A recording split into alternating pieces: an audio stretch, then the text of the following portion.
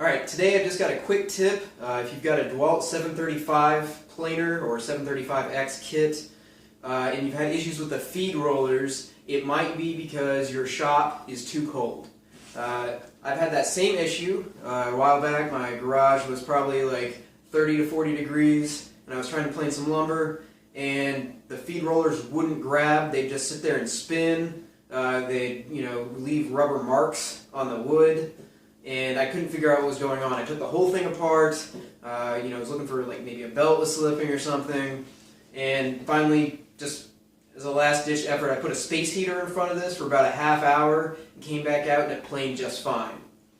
So, some other solutions to that: if you're still having issues with your feed rollers not grabbing, you can clean any debris off of them, but make sure your machine is unplugged.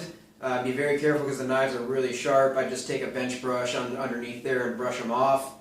And then you can wax the bed as well, and that would help reduce the friction between the bed and the lumber that you're trying to plane, help the feed rollers grab it a little bit more. But the big solution for me was just warming up those feed rollers enough that they can easily grab the lumber. And if you reach up in here, make sure your machine is off. You can see there's a little bit of dust on here that would help to clean it off if you're really having problems with getting them to run. But yeah, the big issue was these rubber rollers were too cold and their coefficient of friction wasn't high enough to grab the lumber and feed it on through. And once again, I can't stress this enough. If you ever reach up in your planer, make sure it's unplugged. It's a good way to lose a hand. So hopefully that tip was helpful and saved you some troubleshooting time with your planer.